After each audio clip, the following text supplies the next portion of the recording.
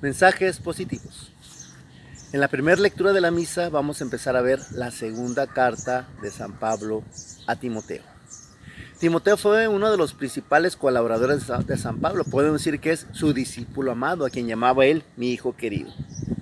El nombre de Timoteo significa cumplidor ante Dios, el que hace lo que Dios espera de él. Él nace en Listra, en Asia Menor, lo que actualmente es Turquía.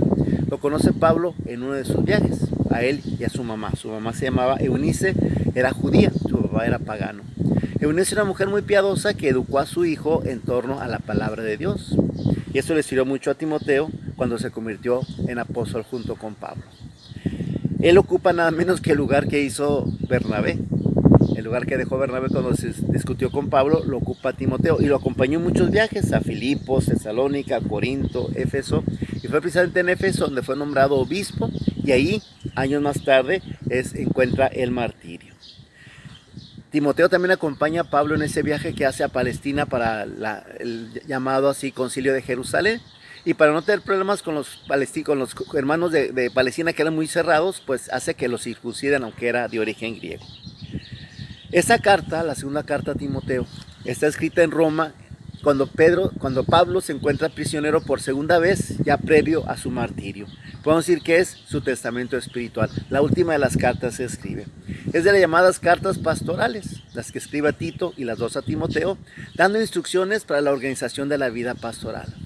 En un principio Pablo pensaba que el regreso de Cristo era pronto, y llega a decir: los que estemos vivos cuando el Señor regrese, o sea, se contaba entre los que van a estar vivos, ahora se convence de que eso va a ser largo y que en la iglesia necesita organizarse. Y en esas dos cartas se habla de esa organización de la iglesia primitiva.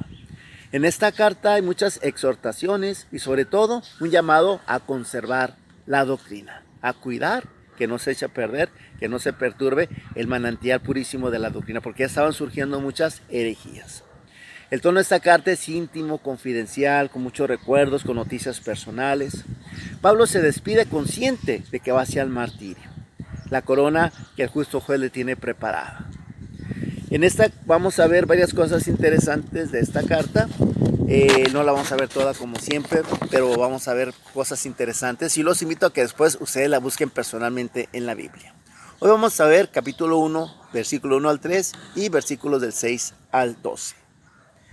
Pablo, apóstol de Jesucristo por voluntad de Dios, conforme a la promesa de vida que hay en Cristo Jesús, a Timoteo, mi hijo querido. Te deseo la gracia y la misericordia y la paz de Dios Padre y de Jesucristo, Señor nuestro.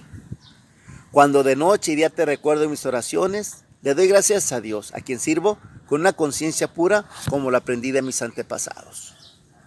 Por eso te recomiendo que reavives el don de Dios que recibiste cuando te impuse las manos. Porque el Señor no nos ha dado un espíritu de temor, sino de fortaleza, de amor y de moderación.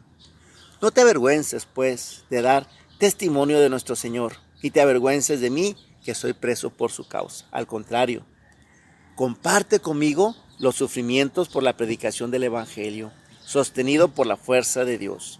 Él nos ha salvado y nos ha llamado a llevar una vida santa, no por nuestros méritos, sino por su propia determinación.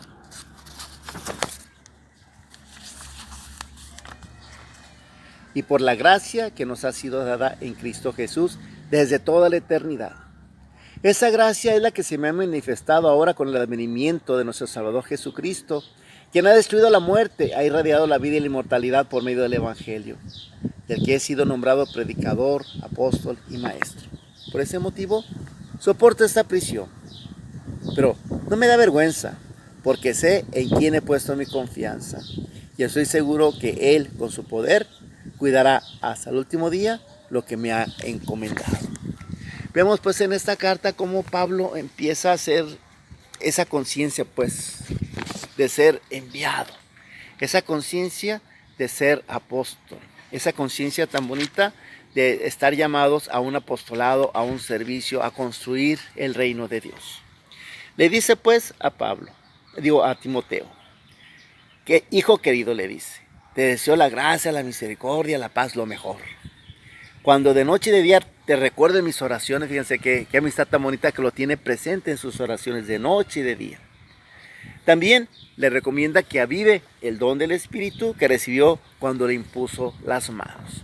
El hecho de imponer las manos era el gesto para compartir el Espíritu Santo. Y sin duda, pues, San Pablo fue el que lo hizo con Timoteo.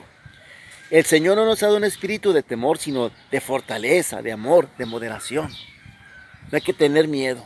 No te avergüences de dar testimonio de nuestro Señor Jesucristo, ni te avergüences de mí que estoy preso por su causa. En ese momento Pablo se encuentra en Roma, pues en la segunda vez que es tomado prisionero, y esa es la definitiva, porque después de eso pues va a ser martirizado.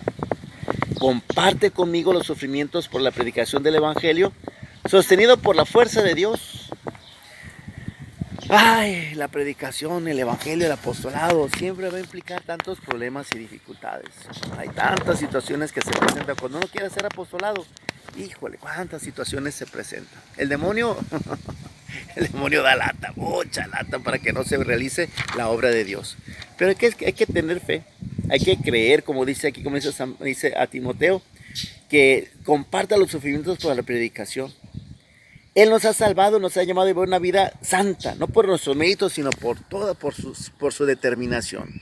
Él quiere que nosotros seamos santos, y por eso nos llama a esta hermosa vocación que es el apostolado, el servicio, el dar a conocer a los demás, como decía San Francisco, las odoríficas palabras de nuestro Dios.